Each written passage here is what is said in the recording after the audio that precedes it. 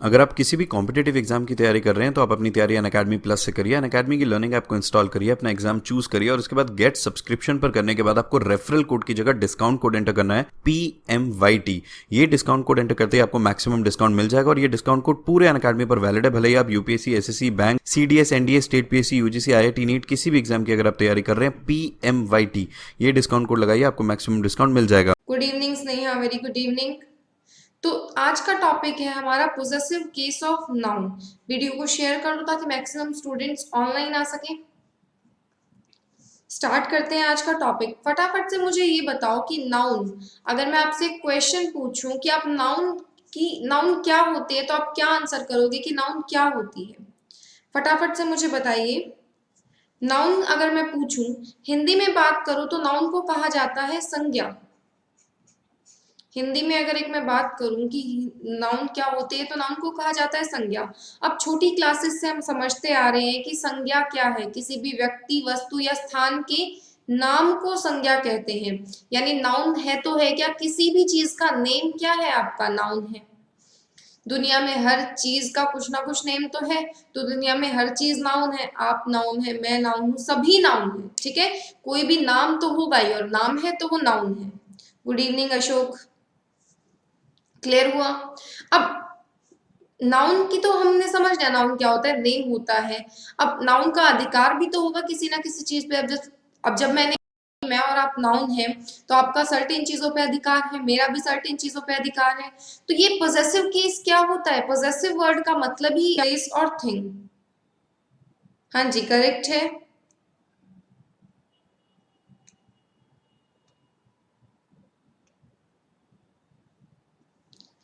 तो स्टार्ट करते हैं सेशन हमारा कि क्या है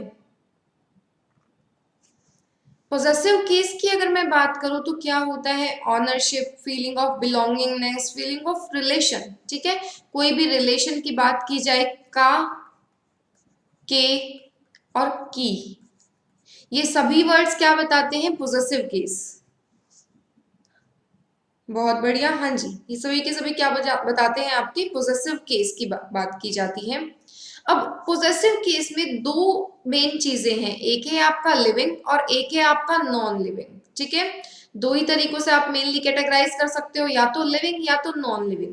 नॉन लिविंग के जो हम पोजेसिव केस की बात करें तो वो बताया जाता है एपोस्ट्रोफी एस से।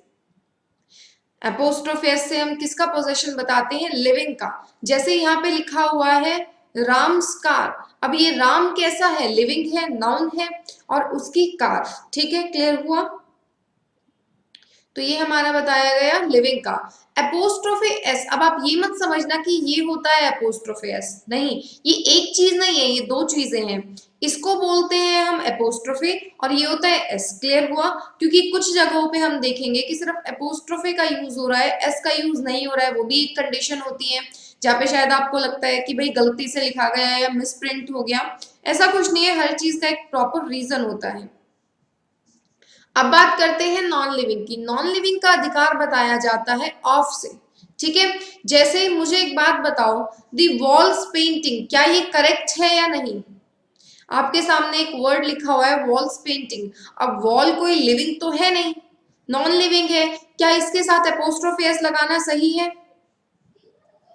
बताइए, क्या इसके साथ एपोस्ट्रोफी एस लगाना ठीक है?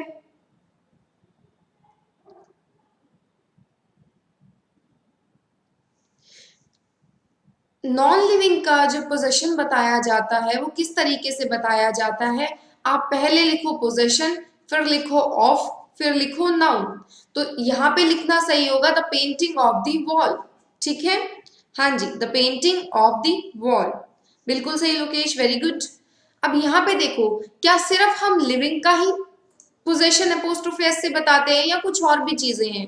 तो देखो, जब भी टाइम की बात की जाएगी, जैसे मैं लिखूंगी टुडेज इवनिंग।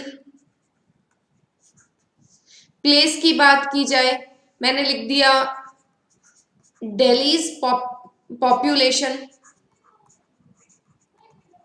ठीक है, या कोई भी पर्सोनिफाइड नाउन।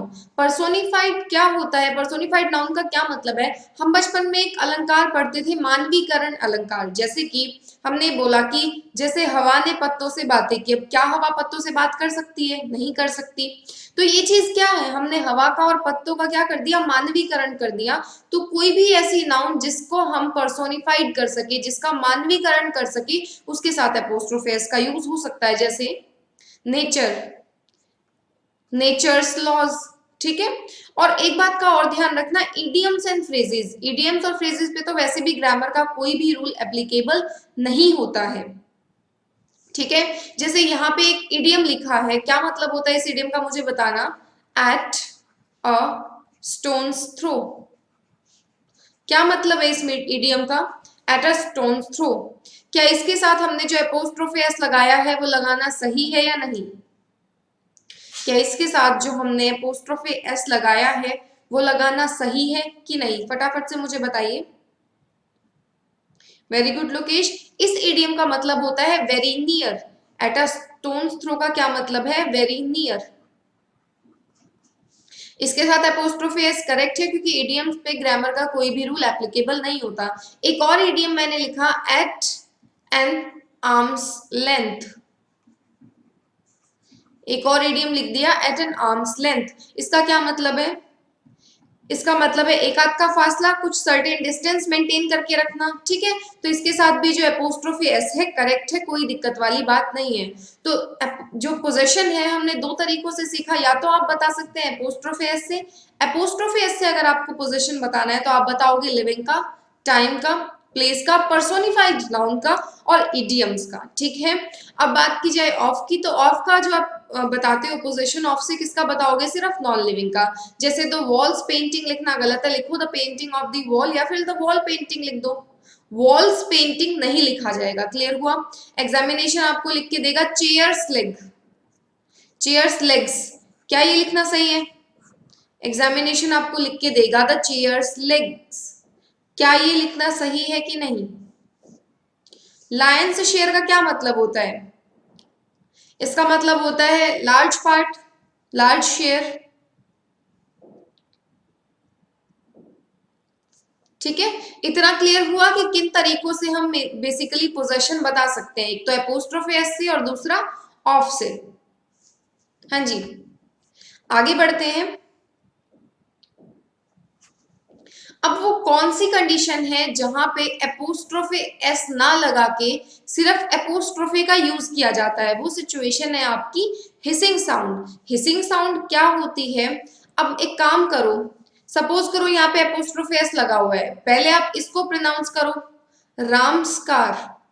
ठीक है, कोई दिक्कत वाली बात नहीं है, लेकिन यहाँ पे आप इसको प्रोनाउंस करके देखो, रमेश फादर, ये जो श की साउंड आ रही है इसको बोलते हैं हिसिंग साउंड। हिसिंग साउंड कब जनरेट होती है, अगर हम कोई भी वर्ड्स जो एस से खत्म हो, एक्स से खत्म हो, एस एच से खत्म हो, सी एच से खत्म हो, सी ई से खत्म हो या एस ई से खत्म हो, इन सभी वर्ड्स के साथ अगर मैं एपोस्ट्रोफी एस का यूज करती हूँ तो हिसिंग साउंड जनरेट होती है। इस चीज को अवॉइड करना चाहिए। अवॉइड कैसे करेंगे, ये एस मत लगाओ, एपोस्ट्रोफी तो लगाओ लेकिन एस मत लगाओ। अब आप कैसे बोलोगे इसको, रमेश फादर। ठीक है, कोई दिक्कत वाली बात नहीं है।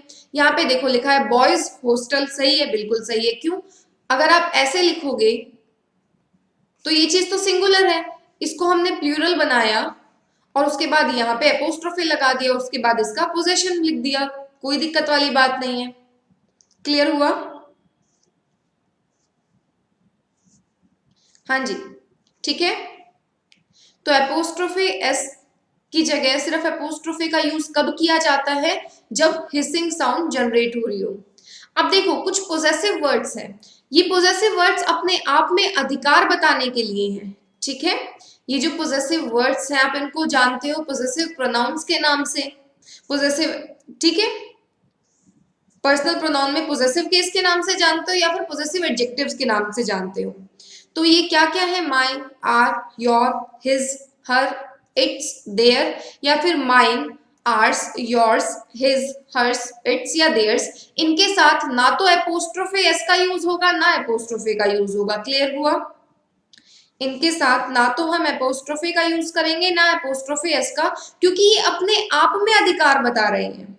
अब देखो, मुझे एक चीज का आंसर बताओ कि ये मैंने आपके सामने लिखा है इट्स और ये मैंने लिखा है इट्स, क्या इन दोनों में कोई डिफरेंस नहीं है? क्या इन दोनों में कोई डिफरेंस नहीं है? ये लिखा है ए, ये लिखा है बी, क्या ए और बी में कोई डिफरेंस नहीं है या फिर है? फटाफट से मुझे बताइए।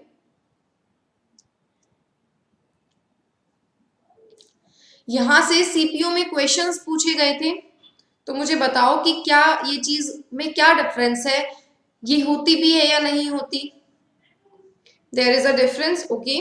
तो देखो ध्यान से समझना, ये क्या है, अगर मैं आपसे सिर्फ इसकी बात करूं, आपके पास वर्ड है इट, इट का जो पोजेसिव केस होता है वो होता है इट्स। फिर ये क्या है, क्या इसको हम एपोस्ट्रोफे बोलेंगे? तो ध्यान से समझो इस चीज को, यहाँ पे ये जो ये चीज है इसको एपोस्ट्रोफे नहीं बोला जाएगा, ये है आपका रेज्ड कॉमा। क्या है? रेज्ड कॉमा, ठीक है। और ये क्या है फिर? ये है आपकी हेल्पिंग वर्ब, तो ये जो टोटल है इसको हम बोलेंगे कॉन्ट्रैक्शन। क्या बोलेंगे? कॉन्ट्रैक्शन किसका? सब्जेक्ट का वर्ब के साथ, सब्जेक्ट का हेल्पिंग वर्ब के साथ कॉन्ट्रैक्शन। जैसे समझो डू के साथ नॉट, क्वेश्चन टैग्स में मैंने आपको सिखाया था कि डू के साथ नॉट क्या बनेगा? डोंट। तो क्या यहाँ पे ये एपोस्ट्रोफे एस है या फिर एपोस्ट्रोफे है? नहीं, ये क्या है आपका रेज्ड कोमा, डू के साथ नॉट का कॉन्ट्रैक्शन। सिमिलरली यहाँ पे ये जो चीज है ये सब्जेक्ट का वर्ब के साथ कॉन्ट्रैक्शन है, इसका मतलब हो सकता है इट इज, इसका मतलब हो सकता है it was, according to the need of the sentence. Refresh करो स्नेहा।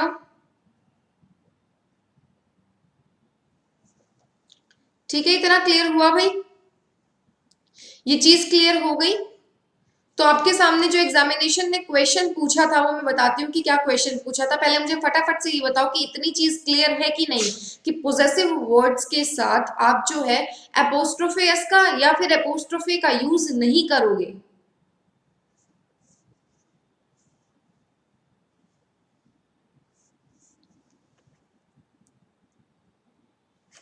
अब देखो, एग्जामिनेशन ने आपसे पूछा था कि ऐसे करके कुछ था कि UK saw its first child,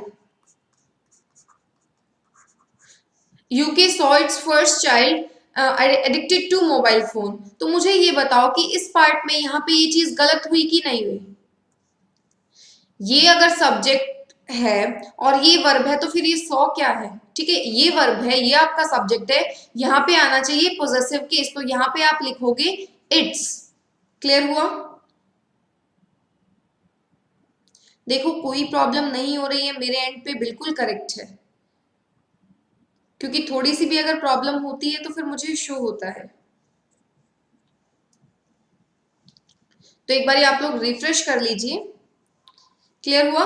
तो आपको ये छोटी छोटी चीजों का ध्यान रखना है। अब जैसे कि इसी में अगर मैं यहाँ पे ये चीज लिखूं कि यहाँ पे मैंने लिख दिया शीज, तो यहाँ पे ये चीज क्या है? अपोस्ट्रोफी एस थोड़ी ना है, शी का जो पोजेसिव केस है वो होता है हर। ये क्या है? सब्जेक्ट का वर्ब के साथ कॉन्ट्रैक्शन, इसका मतलब हो सकता है शी इज, इसका मतलब हो सकता है शी वॉज। बहुत बढ़िया, तो मैं ये मान के चलूं कि आपको ये वाला पार्ट क्लियर हो गया है। आगे बढ़ते हैं।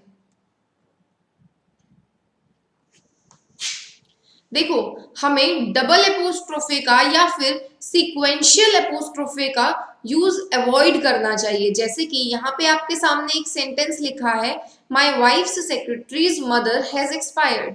तो क्या ये सेंटेंस सही है? नहीं, ये सेंटेंस सही नहीं है। Good evening Ghanshyam.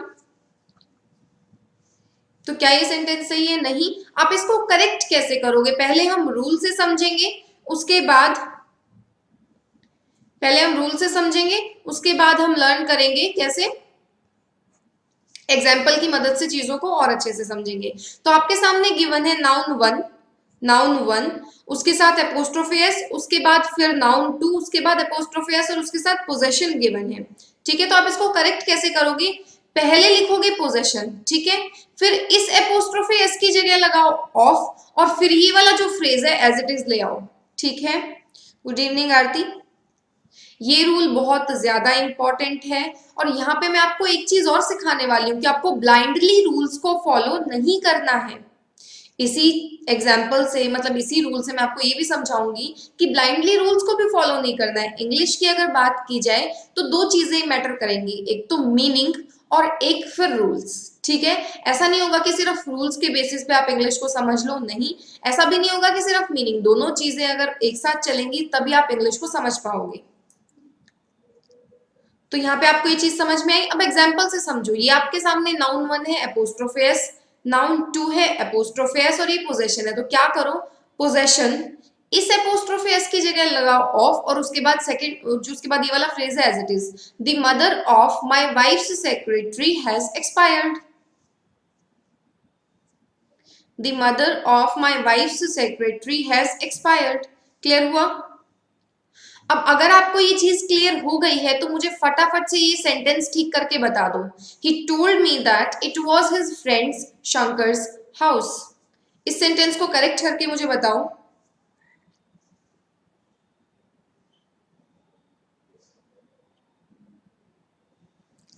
अगर आपको ये रूल समझ में आ गया है तो फिर इस रूल को करेक्ट करके बताओ।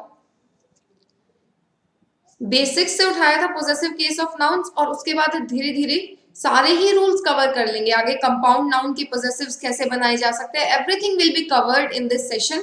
इस सेशन के बाद आपको एपोस्ट्रोफी एस या फिर मतलब जो पोजेसिव केस वाला टॉपिक है उस सेक्शन से दिक्कत नहीं आएगी। मुझे आप इस सेंटेंस को ठीक करके बताओ कि हम कैसे ठीक कर सकते हैं। He told me that it was his friend's Shankar's house.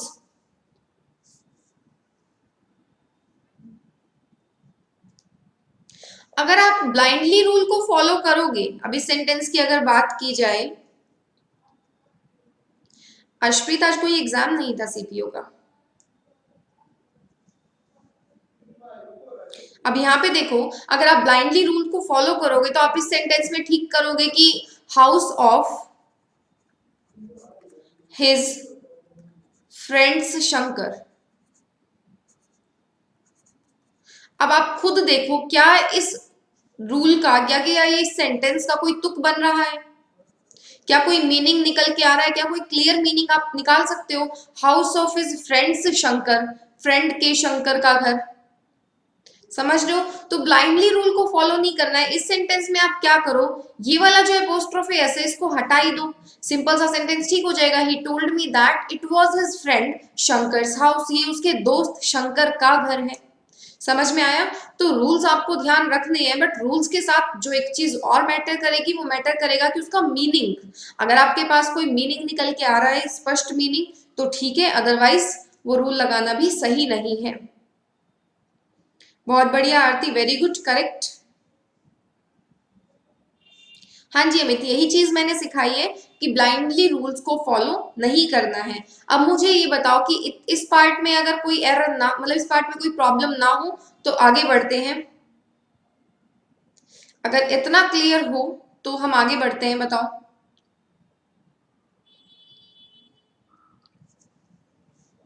कोई भी दिक्कत लगे अब तक तो बताओ, वरना फिर आगे बढ़ेंगे। बहुत ज्यादा इंपॉर्टेंट कंसेप्ट अब शुरू होने वाला है, common position and separate position का, जिसमें स्टूडेंट्स को दिक्कत रहती है। अमित सही नहीं है, आरती ने जो बताया बिल्कुल करेक्ट है। क्या करेंगे, फ्रेंड के साथ जो एपोस्ट्रोफी एस है उसको रिमूव कर देंगे। चलो अब देखो, यहां से मैं आपको दो बहुत ज्यादा इंपॉर्टेंट कंसेप्ट सिखाने वाली हूं, ध्यान से सुनते रहना। दो चीजें होती हैं, देखो दो चीजें हैं, एक होते हैं कॉमन पोजीशन, एक होता है सेपरेट पोजीशन। कॉमन पोजीशन क्या है और सेपरेट पोजीशन क्या है, बिल्कुल ध्यान से समझो। कॉमन पोजीशन नाम से ही पता चल रहा है, कोई भी ऐसी चीज होगी जिसपे अधिकार होगा सभी का, मतलब सभी का मतलब एक से ज्यादा। अब सपोज करो आपके घर में कोई व्हीकल है तो उसपे आपका ही अधिकार होगा या सभी मेंबर्स का बराबर अधिकार होगा, या सपोज कर लो रसोई के बर्तन है उसपे सभी का अधिकार होगा। तो ये चीजें किस कैटेगरी में जाएंगी? कॉमन पोजेशन में। लेकिन बात करते हैं सेपरेट पोजेशन की। अब सपोज कर लो टूथब्रश, टूथब्रश तो सबकी अपनी अपनी होंगी ना, घर में 6 मेंबर्स है तो सबकी अपनी अपनी टूथब्रश है, ठीक है। या सपोज कर लो क्लोथ्स। क्लियर हुआ? तो ये डिफरेंस होता है कॉमन पोजेशन और सेपरेट पोजेशन में। अब बात करते हैं रूल की। अगर नाउन वन एंड से जुड़ा है नाउन टू के साथ और हमें बताना है कॉमन पोजेशन, हमें कौन सा पोजेशन बताना है? Common possession. तो जो अपोस्ट्रोफे एस है वो सिर्फ नाउन टू के साथ आएगा और उसके बाद हम लिखेंगे उसका जो भी पोजेशन है। अब एक बात को ध्यान से समझना, मैं आपको एक इंपॉर्टेंट चीज सिखा रही हूँ यहाँ से। आपको रूल में भी यही बताया जाएगा, बुक्स में भी यही लिखा होगा कि आप जो अपोस्ट्रोफे एस है वो नाउन टू के साथ लगाओ। लेकिन मैं आपको ये चीज कह रही हूँ कि एंड से जब हमने जोड़ा है तो ये एक बन गया है, यानी ये जो अपोस्ट्रोफे एस है सिर्फ नाउन टू के साथ नहीं है, ये एक फ्रेज है, उसी पूरे के साथ अपोस्ट्रोफे एस है, ठीक है। अब ये पोजेशन है, हो सकता है कोई एक चीज कॉमन हो सकता है एक से ज्यादा चीज कॉमन हो। तो ये जो पोजेशन है ये आपका सिंगुलर भी हो सकता है और प्लूरल भी हो सकता है, ठीक है। क्लियर हुआ? नाउन वन अगर एंड से जुड़ा है नाउन टू के साथ और अपोस्ट्रोफी एस सिर्फ नाउन टू यानी कि पूरे मतलब एक ही फ्रेज के साथ है, तो ये जो पोजेशन है ये सिंगुलर भी हो सकता है प्लूरल भी। जैसे यहाँ पे लिखा है मोहन एंड सोहन्स हाउस, एक घर है मोहन का भी और सोहन का भी। मोहन एंड सोहन्स फ्रेंड, अब इस फ्रेंड को अगर मैं प्लूरल लिख दूं तो भी क्या दिक्कत है? हो सकता है एक से ज्यादा दोस्त मोहन और सोहन के कॉमन हो। लेकिन मुझे ये बताओ कि क्या ये जो थर्ड सेंटेंस है ये पॉसिबल है या नहीं है? ये थर्ड सेंटेंस आपके सामने लिखा हुआ है, बताइए ये पॉसिबल है कि नहीं? यहाँ पे मैंने लिखा है मोहन एंड सोहन्स वाइफ, क्या ये चीज पॉसिबल है? ध्यान से ऑब्जर्व करो, पॉसिबल तो नहीं है, फिर कैसे हम इस चीज को करेक्ट कर सकते हैं? हमें अगर ये चीज को करेक्ट करना है तो किस तरीके से करेंगे? Not possible, correct. एक जनरल सिनेरियो में दिस इज नॉट पॉसिबल, तो अभी मैं इसको क्रॉस करके चल रही हूँ, अभी सॉल्व नहीं कर रही, सॉल्व वापस आके करेंगे, ठीक है।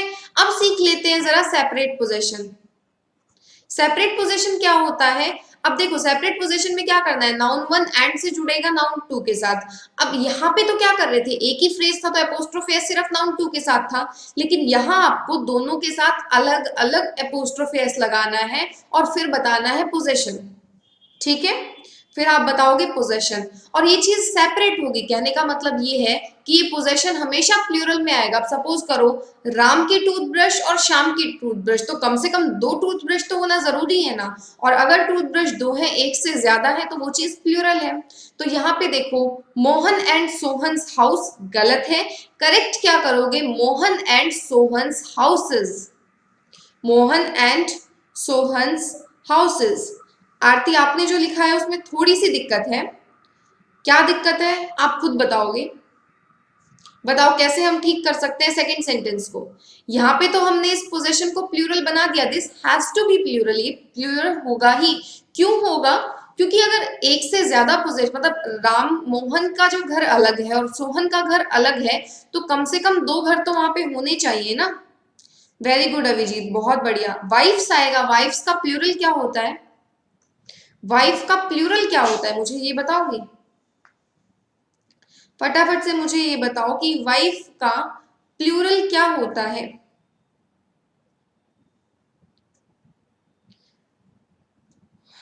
वाइफ का प्लूरल क्या होता है बताइए? बहुत बढ़िया अमित, वाइफ का प्लूरल होता है वाइफ्स, ठीक है।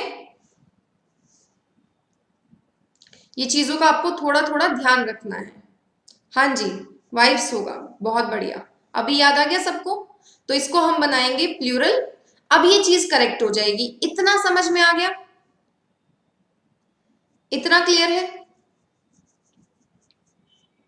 अब मैं आपसे एक क्वेश्चन पूछ रही हूं, ये जो थर्ड सेंटेंस है इसको कैसे करेक्ट किया जाए? ये जो थर्ड सेंटेंस है हम इसको कैसे करेक्ट करेंगे? बताइए, ये जो थर्ड सेंटेंस है हम इसको कैसे करेक्ट करेंगे? मोहन एंड सोहन्स वाइफ, यहाँ पे ये लिखा हुआ है जो कि ऑब्वियसली करेक्ट नहीं है। कैसे करेक्ट कर सकते हैं इसको?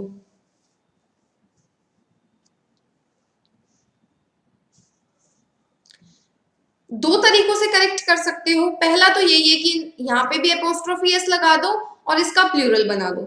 क्या कोई और तरीका है? मैंने यहाँ पे एक सेंटेंस लिखा है, मोहन एंड सोहन्स वाइफ। क्या इसको किसी और तरीके से ठीक किया जा सकता है? बहुत बढ़िया आरती, आप लोगों ने बिल्कुल सही लिखा है। अजय, जय हिंद मोहित। अब ये चीज को समझो, मैं आपसे एक चीज कहना चाहती हूँ। मैं ये नहीं कहना चाह रही कि ये जो वाइफ है ये मोहन की या फिर सोहन की कॉमन है। मैं एक चीज कह रही हूँ कि मोहन एक पर्सन है और सोहन्स वाइफ एक पर्सन है। क्या ये पॉसिबल है? वट आई वॉन्ट टू से, मैं ये नहीं कहना चाह रही कि वाइफ जो है वो कॉमन है। मैं सिर्फ इतना कह रही हूँ कि मोहन एक पर्सन है और सोहन की वाइफ एक पर्सन है। तो कैसे लिखेंगे हम? क्योंकि भाषा में तो हर चीज को बताने का तरीका होना चाहिए ना। ऐसा तो नहीं है कि भाई हम बता ही नहीं सकते, ये चीज तो पॉसिबल नहीं है। अगर इंग्लिश एक लैंग्वेज है तो लैंग्वेज में तो हर इमोशन या हर सिचुएशन को कन्वे करने का तरीका होना चाहिए। बताओ कैसे लिख सकते हैं? बिल्कुल अभिजीत, बिल्कुल बताऊंगी। अब पहले मुझे आप ये समझो, चलो मैं आपको एक एग्जाम्पल से समझाती हूं। मैंने यहां पे लिखा है ब्लैक एंड व्हाइट बॉल्स, और यहां पे भी मैंने लिखा है ब्लैक एंड व्हाइट बॉल्स। अब ध्यान से 1 मिनट के लिए बस समझते जाओ। हाँ जी, मैं इसी सेंस में कहना चाह रही हूँ आरती। लेकिन हम लिखेंगे कैसे? क्योंकि अगर हमने नॉर्मली लिखा तो फिर इसका मतलब कॉमन पोजीशन हो जाएगा। तो थोड़ा सा ट्विस्ट है। क्या ट्विस्ट है समझते जाओ। यहाँ पे अब मैंने एक ही सेंटेंस को दो बारी या एक ही फ्रेज को दो बारी क्यों लिख दिया, समझो। हो सकता है मेरा मतलब है एक दो बॉल्स है, एक व्हाइट है और एक ब्लैक है। या फिर हो सकता है मेरा मतलब है ऐसे हाफ ब्लैक और हाफ व्हाइट है। लेकिन कैसे पता लगेगा कि कौन सा, मतलब कौन सी बारी कौन सा मैं कहना चाह रही हूँ? खुद सोच के देखो कि कैसे पता लगेगा। कोई ना कोई एक मेथड तो होना चाहिए। तो इस चीज को पता लगाने के लिए क्या करते हैं, मैंने आपको स्टार्टिंग में एक चीज समझाई थी। यहाँ पे मैंने बोला था कि एंड से जुड़ के ये चीज एक हो जाती है। एक हो जाने का क्या मतलब है? यहाँ पे एंड से अगर ये चीज जुड़ी हुई है तो कहने का मतलब है ब्लैक भी एक ही बॉल है और व्हाइट भी एक ही बॉल है। बहुत बढ़िया आरती, वेरी गुड। लेकिन अगर मुझे ब्लैक को अलग करना है व्हाइट से तो मैं एंड से पहले कॉमा लगा देती हूँ। अब इसका मतलब है ब्लैक अलग हो गई है व्हाइट से। ठीक है, ब्लैक बॉल अलग हो चुकी है व्हाइट से। ये वाला जो कॉमा है इसको हम बोलते हैं ऑक्सफोर्ड कॉमा। ठीक है, इसको हम बोलेंगे ऑक्सफोर्ड कॉमा। क्लियर हुआ? तो आपने सभी ने चाहे न्यूज़पेपर में, चाहे किसी नॉवेल में या कहीं पे भी रीडिंग में आपने ये चीज ऑब्जर्व की होगी कि एंड से जस्ट पहले कॉमा लगा होता है।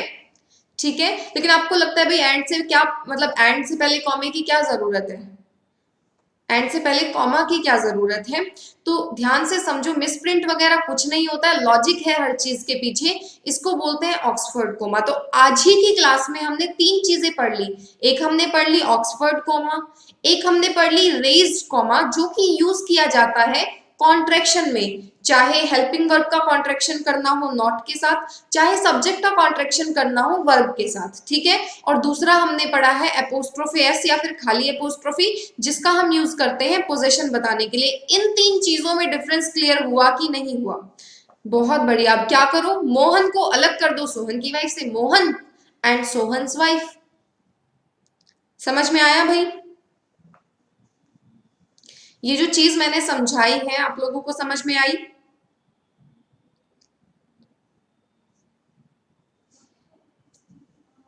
कोई भी डाउट लगे, कोई भी दिक्कत लगे या कोई भी डाउट हो आपका इस पर्टिकुलर टॉपिक से तो आप पूछ सकते हो।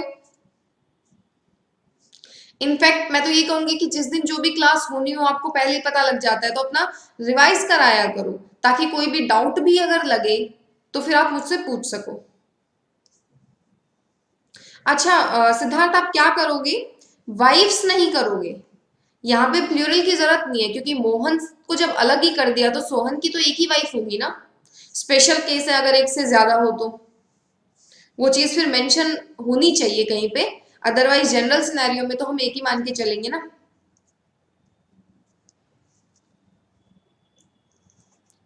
ठीक है, तो ये आपका सारा कंसेप्ट था कॉमन एंड सेपरेट पोजेशन का। अब देखो nobody, everybody, somebody, anyone, someone, everyone, known, इनके साथ हम एपोस्ट्रोफी एस का यूज कर सकते हैं, कोई दिक्कत वाली बात नहीं है।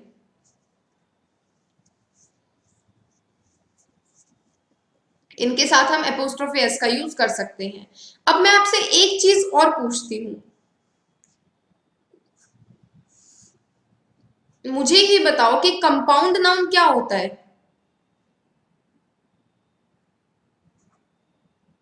कंपाउंड नाउन क्या होता है। हाँ जी आएगी अभिजीत, अभी अनअकैडमी यूट्यूब पे चल रही है, फिर वहां पे भी आएगी। हाँ जी वो करेक्ट होगा ना, फिर अर्लियर जो आपने लिखा था वो चीज करेक्ट थी। अगर आप किसी भी कॉम्पिटेटिव एग्जाम की तैयारी कर रहे हैं तो आप अपनी तैयारी अनअकैडमी प्लस से करिए। अनअकैडमी की लर्निंग ऐप को इंस्टॉल करिए, अपना एग्जाम चूज करिए और उसके बाद गेट सब्सक्रिप्शन पर करने के बाद आपको रेफरल कोड की जगह डिस्काउंट कोड एंटर करना है PMYT। ये डिस्काउंट कोड एंटर करते ही आपको मैक्सिमम डिस्काउंट मिल जाएगा और ये डिस्काउंट कोड पूरे अनअकैडमी पर वैलिड है। भले ही आप UPSC, SSC, bank, CDS, NDA, state PSC, UGC, IIT, NEET किसी भी एग्जाम की अगर आप तैयारी कर रहे हैं PMYT ये डिस्काउंट कोड लगाइए, आपको मैक्सिमम डिस्काउंट मिल जाएगा।